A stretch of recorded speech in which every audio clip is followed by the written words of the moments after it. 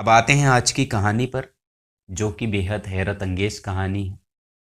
आज हम आपको इश्क मोहब्बत से भरी हुई एक ऐसी खौफनाक दास्तान सुनाने वाले हैं, जिसकी सच्चाई जानने के बाद खुद अफसर जो हैं, पुलिस ऑफिसर्स, वो भी हैरान थे। क्योंकि कहानी ही ऐसी थी।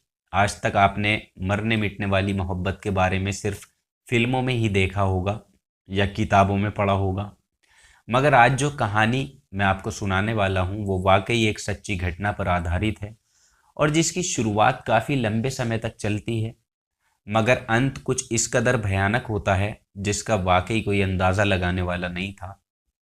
तो चलिए इस मोहब्बत भरी दास्तान की पूरी कहानी जान लेते हैं कि घटना कहाँ की है और किसका इससे ताल्लुक़ था। तो आज की जो सच्ची घटना का ताल्लुक़ है वो उत्तर प्रदेश के ज़िला मेरठ से है, और जहाँ का एक छोटा सा गांव लगता है जिसका नाम है दुर्वेशपुर गांव। यहीं का ये वाकया है, और हम यहाँ पर बात कर रहे हैं 16 जुलाई 2022 की। दरअसल ये अनोखी प्रेम कहानी एक ऐसे लड़के लड़की की है जो एक दूसरे से बेइंतहा मोहब्बत करते थे, एक दूसरे के साथ जीने मरने की कस्में खाते थे, लेकिन समाज उन दोनों को साथ रहने की इजाज़त नहीं दे रहा था, जिसकी वजह से उन्होंने अपनी प्रेम कहानी को कुछ इस तरह ख़त्म कर लिया कि दुनिया भर में आज जो भी उनकी चर्चा सुनता है, जो भी उनकी बात सुनता है, वो हैरान रह जाता है। क्योंकि देखिए, हैरानी वाली बात भी है कि जहाँ लोग बात करते हैं सच्चा प्यार ना मिलने की, तो वहीं दूसरी तरफ अगर किसी को ये सच्चा प्यार मिल जाए तो उसको ये समाज, ये दुनिया जीने भी नहीं देती। भला ये कैसा इंसाफ हुआ। लेकिन जो कहानी है उसका पहलू दूसरी तरफ भी है। तो चलिए जान लेते हैं कि आखिरकार ये प्यार करने वालों ने एक दूसरे की जान क्यों ले ली, और उनके प्यार की उम्र बस इतनी ही क्यों थी। उन्हें दुनिया के लोगों ने, समाज के लोगों ने जीने क्यों नहीं दिया, क्या वजह थी। ये जवाब तो कहानी सुनने के बाद ही आपको पता चलेगा। तो देखिए, यहाँ किरण पाल नाम का एक लड़का अपने ही गांव की रहने वाली एक साधारण सी महिला, जिसका नाम था मिथिलेश, उससे प्यार कर बैठता है। जबकि ये पहले से ही शादीशुदा थे और उनके बच्चे भी थे। साथ ही ये महिला भी शादीशुदा थी, उसके भी बच्चे थे। मगर इसके बावजूद भी इन दोनों ने एक दूसरे से कुछ ऐसी मोहब्बत जताई और इनको हुई, जिसका अंजाम उन दोनों को ही भुगतना पड़ा। हुआ यूं कि मिथिलेश, जिसकी उम्र लगभग 44 साल के आसपास रही होगी, तो दरअसल ये मेरठ जनपद के दुर्वेशपुर गांव की रहने वाली लड़की थी। साधारण सा उसका रहन सहन था, और रोज़मर्रा की तरह उसका एक काम था कि वो गाय भैंसों को चारा दिया करती थी, उनकी देखभाल किया करती थी। और छोटा सा उसका परिवार था, जिसमें एक उसका पति था और 5 बच्चे थे, और ये साथ में रहते थे। मगर शादीशुदा होने के बावजूद भी उसका किसी गैर व्यक्ति के साथ अवैध संबंध चालू हो जाता है, जिसकी वजह से वो हर रोज़ गोबर ले जाने के बहाने घर से बाहर जाती थी। तो एक दिन ऐसे ही होता है जब वो गोबर लेकर जा रही थी, और बीच रास्ते पर उसे किरण पाल ने रोक लिया और उससे बात करने लगा। जहां चंद मिनटों की बातचीत के बाद किरण पाल बोला कि जिस तरह 10 साल से अब हम एक साथ रह रहे हैं, साथ जिए हैं, इसी तरह अब हम साथ ही मरेंगे। और बस इतना कहते हुए न जाने उसको क्या हुआ, उसने तमंचे से पहले मिथिलेश पर ताबड़तोड़ गोलियां चलाईं, और उसके बाद अपनी ही प्रेमिका के शव के पास वो लिपट कर रोने लगता है। और उसके बाद उसने अपनी भी कनपट्टी पर गोली मारी, खुदकुशी कर ली। जिसकी खबर गांव वालों को लगती है तो पूरे गांव में दहशत फैल जाती है, हड़कंप मच जाता है। सभी लोग परेशान हो जाते हैं। किसी को समझ नहीं आता कि आखिरकार यहाँ हुआ क्या, क्योंकि जिस तरह से दोनों की लाश पड़ी हुई थी, उसे देखकर बस लोग उल्टे सीधे अंदाजे ही लगा रहे थे। असली वजह किसी को मालूम नहीं थी। मगर जब इस बात की सूचना पुलिस को दी जाती है तो पुलिस फौरन ही मौके पर पहुंचती है, और पुलिस ने सबसे पहले उस इलाके की घेराबंदी की। उसके बाद वहां मौजूद एक एक शख्स से पूछताछ की। पूछताछ में लोगों ने कोई ऐसी जानकारी नहीं बताई, और सब चुपचाप अपना मुंह दबाए खड़े रहे। और जिन्हें देखकर पुलिस को भी लगा कि शायद ये कोई अवैध संबंध का मामला लग रहा है।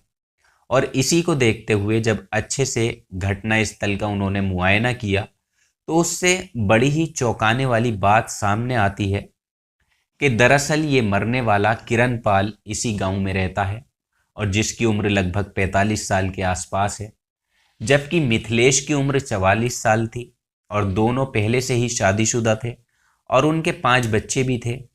हालांकि देखिए, पुलिस को फिलहाल थोड़ी बहुत जानकारी मिल पाती है, जिसमें सबसे पहली बात ये थी कि इन दोनों के करीब 10 साल से अवैध संबंध चल रहे थे।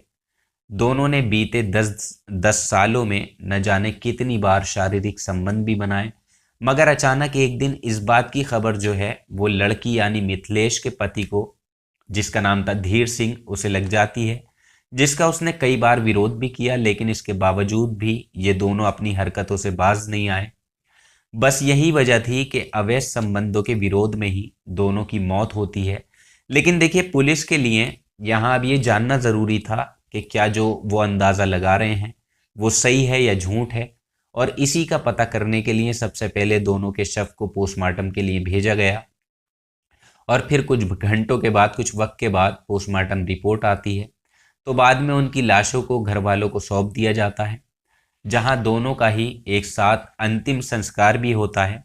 और इन दोनों के मरने से एक तरफ गांव में सनसनी फैली हुई थी, लोग तरह तरह की बातें बना रहे थे, तो वहीं किरण पाल और मिथिलेश, इन दोनों के परिवारों में कोहराम मचा हुआ था, मातम पसरा हुआ था, घर वालों का रो रो कर बुरा हाल था और वो समझ ही नहीं पा रहे थे कि आखिरकार उनके बच्चों ने खुदकुशी क्यों की है। उन्होंने ऐसी कल्पना कभी सपने में भी नहीं की होगी, मगर कहते हैं ना कि अनहोनी घटना का अंदाज़ा पहले नहीं हो पाता। लेकिन यहाँ तो मामला अनहोनी का नहीं बल्कि एक नाजायज़ रिश्ते का था।